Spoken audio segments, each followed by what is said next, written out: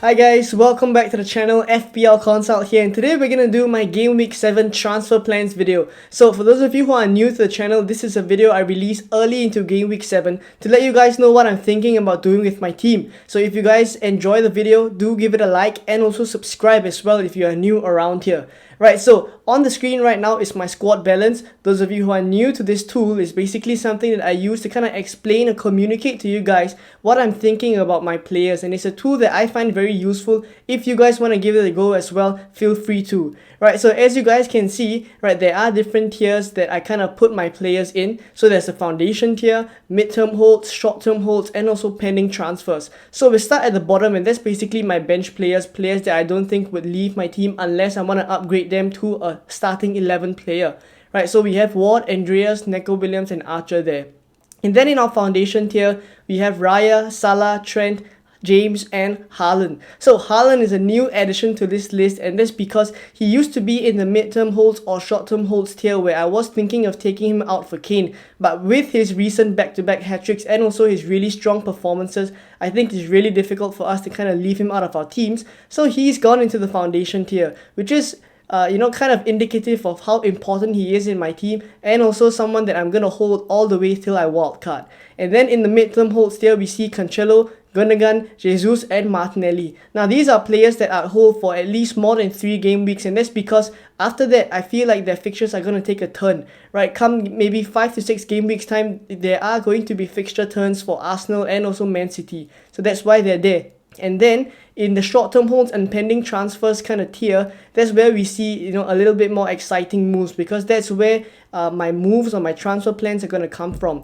Right, so we have Groves in the short-term holds tier, and that's because come game week 9 and game week 10, Brighton actually have a tough fixture against Spurs and Liverpool. Right, so in maybe 2 game weeks time, I could be shipping him out. Right, and then up top we have Perisic in the pending transfer tier, and that's because Spurs face City, Arsenal, and Brighton in 3 out of their next 4 fixtures. So that's really tough for Perisic, and obviously that's one of the reasons why he's gonna be leaving my team. Right, so now let's take a look at my team without any transfers made before we do some tinkering to it.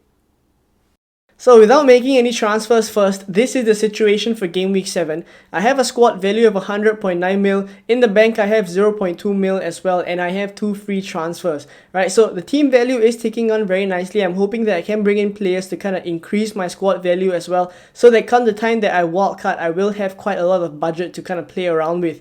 Right, so 2 free transfers, definitely have to use at least 1. Right, so let's take a look at this team and see how we can improve it. Right, so taking a look at this team, this starting 11 here, I don't think I see too much problems here. Right, Raya plays Southampton away. In the backline, we have decent fixtures as well. Maybe Cancelo against Spurs at home would be a tougher one. Right, but still backing City there. And then in the midfield, decent fixtures all around as well. Wolves for Salah, Everton at home for Martinelli, Bournemouth for Groves, and Tottenham for Gundogan. And then up front, we're never going to leave with these 2, at least for the next couple of game weeks, right? So I only see one clear move that I do need to make, and that is taking Perisic out. Right, apart from that, I think the rest of my players are pretty okay for Game Week 7, but I do also need to consider the direction I want to take moving forward. And I do want to have 3 strikers moving forward, because I feel like the template is going to shift to that. There are a lot of good striking options appearing, right? There's Isak from Newcastle, and there's also Mitrovic, who is a really good option, and his fixtures turn very nicely in Game Week 8.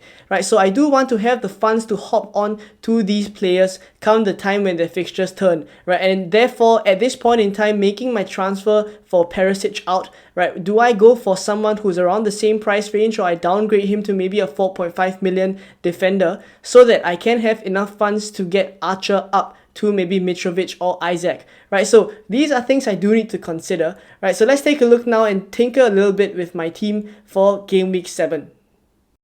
So once again, here's my team on the fpl.team website, which is just a free transfer planner. If you guys want to use it, really helps me to kind of, visualize what I'm thinking about. Right, so if you want to give it a try, just give it a go, fpl.team. Right, so here we have the team, right, and there are a couple of moves that I'm thinking about. So the first move is to do Perisic out, as I mentioned, to Trippier. right? Trippier is definitely someone that I think moving forward is going to be important. His fixtures are really nice as well, right? But one of the downsides of doing Trippier is I only have 0.6 mil in the bank, which does not allow me to do a couple of moves that I can do if I do Perisic out for maybe a 4.5 million defender, right? So let's reverse this. Let's reset the game week.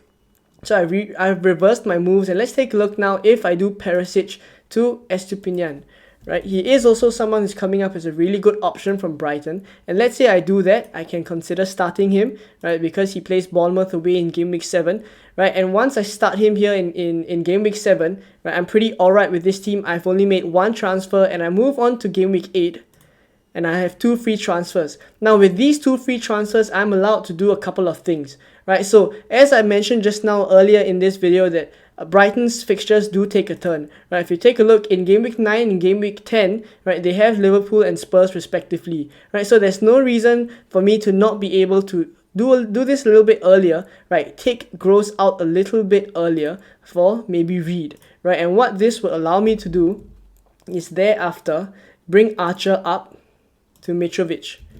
Once I do this, right, I have my third striker already, right? As you guys can see in the bank, right, I have 0.1 left in the bank. That means that I do have enough budget for this, right? And there we go, right? And this game week also happens to be Chelsea versus Liverpool. I can simply bench James or Trent, either one, whichever I feel like, right? And then I can play Andreas as well, who also plays Forest, right? So this is looking like a really decent team for Game Week 8, right? And then come the next Game Week 9, right? I could potentially do Jesus out for Isak as well, right? Because at this point in time, right, we see that Arsenal's fixtures also take a really poor run, right? Where there's Spurs and Liverpool in the next couple of game weeks, City to follow in Game Week 12 as well, right? So as of now, I think this is looking like a really good plan, right? Obviously, in this team right now, there's also Estupinian with Liverpool. I can just simply do James in for him, right? And I also have 1.2 in the bank after I've done all these transfers, right? So I can simply, if I want to, right, wait till the next game week, maybe Game Week 10, to take Estupinian out, and maybe I have 5.7 in the bank. That's a lot I can do, right? Even if I don't take him out, I still have 1.2 in the bank to do a lot of things with the other players, right? So currently, this is how my team is looking like. I am kind of leaning a little bit more to the Perisic to Estupinian move so that I have more funds to get that third striker. Right, so let me know what you guys think of my moves. What would you do with my team? And what are you guys doing with your teams, right? Let me know if there's any dilemmas as well. I'll try to answer all the comments. But for now, that's it for this video. I hope you guys liked it. If you did, please drop a like and also subscribe as well if you are new around here. And I will see you guys in another video very soon. Bye-bye.